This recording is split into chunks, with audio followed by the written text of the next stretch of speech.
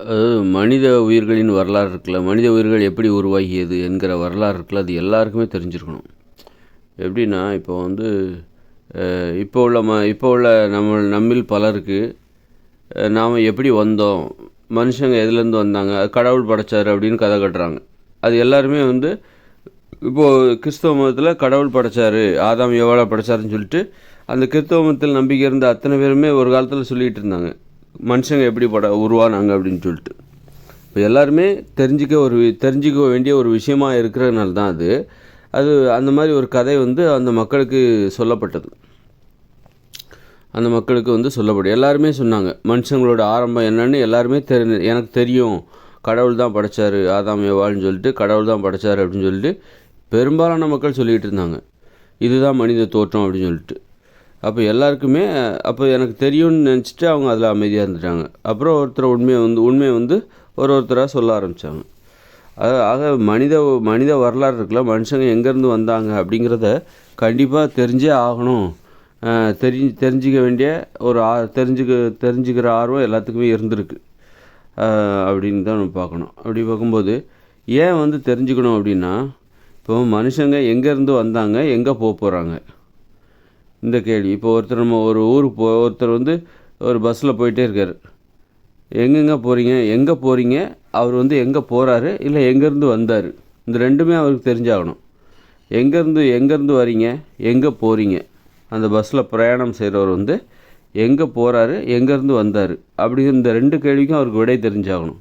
ஆனால் நாம் எங்கேருந்து வந்தோம், எங்கே போகிறோம் அப்படிங்கிறது நமக்கு தெரில மனுஷங்களுக்கு.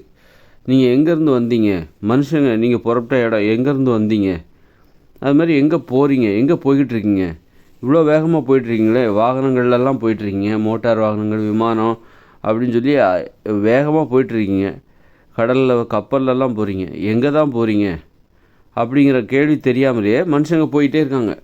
ஏதோ ஒன்று நான் போயிட்டுருக்கோங்க, எங்கே போகிறோன்னே தெரில. மனுஷங்களுக்கு எங்கே போகிறோன்னே தெரில. அவங்களுடைய லட்சியம் என்ன, இலக்கு என்ன, எதை நோக்கி இவ்வளோ வேகமாக போகிறீங்க அப்படின்னே தெரியாமல் இவங்க போய்கிட்டே இருக்காங்க. எங்கேருந்து வந்தீங்க அப்படிங்கிறதும் தெரிய மாட்டேங்குது. அல்லது எங்கேருந்து வந்தோங்கிறதுக்கு ஒரு காரணம் சொல்கிறாங்க, அந்த காரணம் பார்த்தா ஏற்றுக்கிற மாதிரி இல்லை. அது மாதிரி எங்கே போகிறீங்க அப்படின்னு ஒரு காரணம் சொல்கிறாங்க, அந்த காரணமும் ஏற்புடையதாக இல்லை. நான் விண்வெளிக்கு போகிறோம் அப்படிங்கிறாங்க, விண்வெளிக்கு போகிறாங்க, வேற்றுக்கிரகங்களுக்கு போகிறோம் அப்படிங்கிறாங்க. எங்கேருந்து வந்தீங்க அப்படின்னா அதுக்கு ஒரு காரணம். ஒவ்வொரு காரணம், நிறைய அறிவுபூர்வமான காரணமும் இருக்குது, முட்டாள்தனமான காரணமும் இருக்குது. இந்த மதத்தை அடிப்படையாக கொண்டு, மூட நம்பிக்கையை அடிப்படையாக கொண்டு காரணங்கள், முட்டாள்தனமான காரணங்களும் இருக்குது, ஓரளவுக்கு அறிவுபூர்வமாக ஏற்றுக்கொள்கிற காரணங்களும் இருக்குது. இந்த மாதிரி மனுஷங்க முதல்ல அதனால் சரியான காரணம் தெரிஞ்சாகணும். மனுஷங்க எங்கேருந்து வந்தாங்க, எங்கே போய்கிட்டு இருக்காங்க அப்படிங்கிற சரியான காரணம் மனுஷங்களுக்கு தெரிஞ்சிருக்கணும் அப்படிங்கிறது தான். அந்த சரியான காரணம் தான் எங்கேருந்து வந்தாங்க, மனித உயிர்களின் தோற்றம் அப்படின்ட்டு நான் சொல்லுகிற அந்த வரலாறு இருக்குல்ல, நான் சொல்லுகிற அந்த காரணம் இருக்குல்ல, அதுதான் சரியானது, இறுதியானது, ஏற்புடையது. இது மக்களால் ஏற்புடையது. கண்டிப்பாக இதில் வந்து எந்த வித பெருசாக வந்து இது நல்லா இருக்குது, இந்த கருத்து உண்மையாக இருக்குது, இது நம்புகிற மாதிரி இருக்குது அப்படின்னு கண்டிப்பாக இப்போ நான் சொல்கிற கருத்தின் மூலமாக மக்கள் அதை நம்புவார்கள். ஒரு மிகச்சரியான ஒரு பொறுத்து. ஏன்னா நான் தான் அதை சரியாக சொல்ல முடியும். நான் இனிமேல் பிறக்கிற குழந்தைகள் வந்து அதை சொல்லுவாங்க.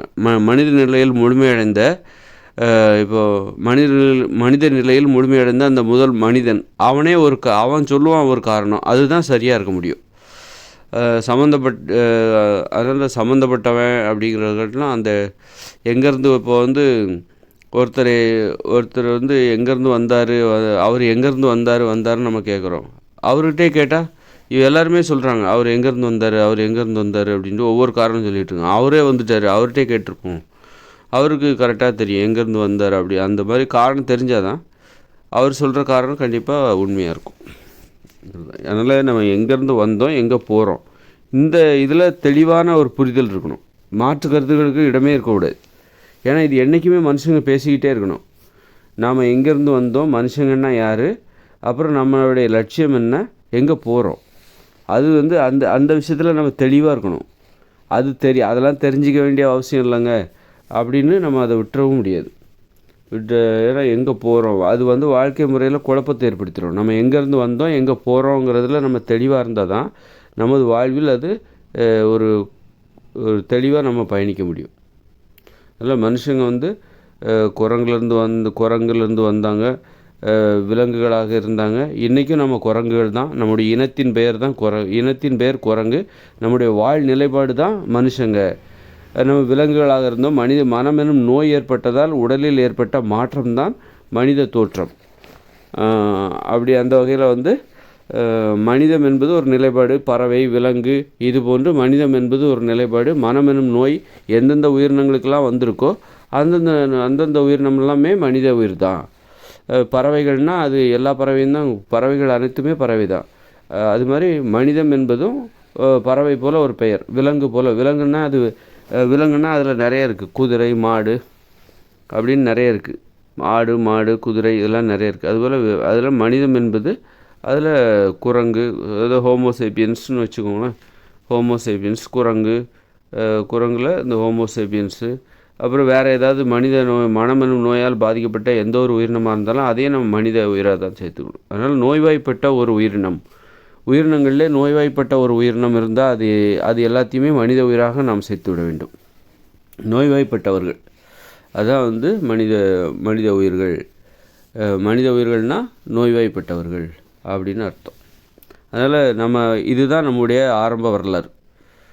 இதுதான் நம்ம எங்கேருந்து வந்தோம் அப்படிங்கிறதுக்கான மிகச்சரியான வரலாறு என்னென்னா, நம்ம மனமெனும் நோயால் பாதிக்கப்பட்டவர்கள். அதனால் உருவத்தில் ஏற்பட்ட மாற்றம்தான் மனித தோற்றம். இதுதான் நமது ஆரம்பம். அப்புறம் எங்கே போகிறோம் அப்படின்னா, போகிறது எல்லாத்தும் ஒன்று தான். மகிழ்ச்சியான வாழ்க்கை, பாதுகாப்பான வாழ்க்கையை நோக்கி போகிறோம். நம்ம பயணம் என்பது, நம்ம தேடல் என்பது எப்போவுமே நம்ம எதை தேடுறோம்? பாதுகாப்பாக இருக்கணும், ரொம்ப கவனமாக இருக்கணும். அதுதான் நம்மளோட தேடலாக இருக்கிறது, நமது நோக்கமாக இருக்கிறது. வேறு ஒன்றும் செயற்கையான இலக்கு எதுவும் கிடையாது. விண்வெளிக்கு போகிறது, வேற்றுக்கிரகங்களுக்கு போகிறது, எதையாவது கண்டுபிடிச்சிட்டே இருக்கணும் அப்படின்னு கண்டுபிடிப்புகள் அப்படின்னு சொல்லிட்டு ஆடம்பரமாக வாழ்கிறது, இது எல்லாமே வந்து பொய்யான காரணங்கள். எல்லாராலையும் ஏற்றுக்கொள்ள முடியாத ஒரு காரணம், எல்லாருக்கும் பொருந்தாத ஒரு காரணம். அனைத்து உயிர்களுக்கும் பொருந்துகிற ஒரு காரணம் என்னென்னா, மகிழ்ச்சியாக வாழ்வது, பாதுகாப்பாக வாழ்வது. பாதுகாப்பாக வாழ்ந்தால் தான் மகிழ்ச்சியாக வாழ முடியும். நோய் இல்லாமல் வாழ்ந்தால் தான் ஆரோக்கியமாக வாழ முடியும். அப்போ பாதுகாப்புங்கிறது ஆரோக்கியமும் ஒரு வகையான பாதுகாப்பு தான். இதுதான் மனித இலக்கு. வாழ்நாள் முழுவதும் உயிரோடு வாழ்வது, இதுதான் மனித இலக்கு. எல்லா உயிரினங்களுக்கும் இதுதான் இலக்காக இருக்கும். ஆனால் எல்லா உயிராலும் இதை சாதிக்க முடியாது. எல்லா உயிரினங்களும் வாழ்நாள் முழுவதும், ஆயுட்காலம் முழுவதும் உயிரோடு வாழ முடியும், இடையில எந்தவித மரணமும் ஏற்படாமல் வாழ முடியும் அப்படிங்கிறதுக்கு அங்கே உத்தரவாதம் கிடையாது. ஆனால் மனித உயிர்கள் அதை சாத்தியப்படுத்துகிறது. அதில் தான் மனித சாதனை. அதுதான் வந்து பிற உயிர்களுக்கும் மனித உயிர்களுக்குமான வித்தியாசமாக இருக்குது. பிற உயிரினங்கள் நினைக்கலாம், வாழ்நாள் முழுவதும் உயிரோடு இருக்கலாம்னு நினைக்கலாம். ஆனால் அதை சாத்தியப்படுத்துறது யாருன்னா மனுஷங்க தான். மனுஷங்க ஒற்றுமையின் மூலமாக, தகுந்த பாதுகாப்பு ஏற்பாடுகள் மூலமாக அதை அவர்கள் சாத்தியப்படுத்துகிறார்கள். வாழ்நாள் முழுவதும் உயிரோடு வாழ முடியும் என்கிற அந்த இலக்கினை சாத்தியப்படுத்துகிறார்கள். எப்படி சாத்தியப்படுத்துகிறாங்கன்னா, பிற உயிரினங்களை எல்லாத்தையும், தனக்கு இடையூறாக இருக்கிற பிற உயிரினங்கள் அனைத்தையும் கொல்லுகிறார்கள். கொன்று இங்கே ஒரு பாதுகாப்பான சூழலை உருவாக்குகிறார்கள். பாதுகாப்பான காட்டினை உருவாக்குவார்கள். காட்டினை உருவாக்கி அதில் பாதுகாப்பாக, பிற உயிரினங்களால் எந்தவித அச்சுறுத்தலும் இல்லை. ஒரு சிங்கமோ புலியோ கரடியோ நம்மை வந்து வேட்டையாடாது. முதலைகள் அப்படி சிறுத்தைகள் இதெல்லாம் நம்மை வேட்டையாடாது. அந்த அளவுக்கு ஒரு பாதுகாப்பான ஒரு சூழலை, ஒரு காட்டினை உருவாக்குகிறார்கள். அவைகளை எல்லாத்தையும், தனக்கு இடையூறாக இருக்கிற அனைத்து உயிரினங்களையும், தனக்கு அச்சுறுத்தலை தருகிற, வாழ்நாள் முழுவதும் வாழ்வதை தடுப்பதற்காக இருக்கிற அத்தனை உயிரினங்களையும் கொல்லுறாங்க. அந்த மாதிரி ஒரு பாதுகாப்பான ஏற்பாடு மனுஷங்க செஞ்சுக்கிறாங்க. இதுதான் மனித உயிர்கள். அதை சாதிப்பதற்கு மனுஷங்களுக்கு இந்த மனமெனும் நோயினால் ஏற்பட்ட பாதிப்பே ஒரு உதவியாக இருக்கிறது. மனமெனும் நோய் இருப்பதால் தான் மனுஷங்களால் அதை சாதிக்க முடியுது. மனமெனும் நோய் எப்படி ஏற்பட்டுச்சு அப்படின்னா, கைகளோட பயன்பாடுகள் தான். கைகளோட பயன்பாடு வித்தியாசமான செயல்பாடுகள், அது மூளையில் ஒரு பாதிப்பு, குழப்பத்தை ஏற்படுத்துது. ஏன்னா மூளையில் அப்படிப்பட்ட கைகள் எப்படி செயல்படுது, அது வித்தியாசமாக செயல்படுது. இயற்கையில் அப்படி ஒரு செயல்பாடுகள் இல்லவே இல்லை. அப்படி இருக்கும்போது மூளையில் வந்து ஒரு உறுப்பு எப்படி செயல்படணும்னு மூளையில் பதிவுகள் இருக்கும். அந்த பதிவுகளுக்கு முரணாக அந்த கைகள் செயல்படும்போது அது மூளையின் செயல்பாட்டில் குழப்பத்தை ஏற்படுத்துகிறது. கைகள் என்ன கைகளின் வித்தியாசமான செயல்பாடு என்ன? கருவிகளை கையாளுவது, அப்புறம் இந்த எழுதுவது, வரைவது, கிறுக்குவது, ஓவியம் வரைவது, கோடுகளை வரைவது, அப்புறமா எழுதுவது, இது போன்ற செயல்பாடுகள் இருக்குல்ல, இது மூளையின் செயல்பாடுகளில் குழப்பத்தை ஏற்படுத்துகிறது, கேள்விகளை ஏற்படுத்துகிறது, ஆராய்ச்சியை தூண்டுகிறது. அந்த கைகளோட செயல்பாடு தான் மனித ஆராய்ச்சிக்கு அடிப்படை காரணமே. அந்த கைகளோட செயல்பாடு தான் ஆராய்ச்சியை தூண்டுகிறது. அது மாதிரி தான் மனம். அதனால தான் மனம் எனும் நோயே மூளையில் ஏற்பட்டுச்சு. மூளையில் மட்டும் கிடையாது, உடம்பு முழுக்க ஏற்பட்ட ஒரு நோய் அது. மனம் எனும் நோய் என்பது உடல் முழுக்க ஏற்பட்ட ஒரு நோய்.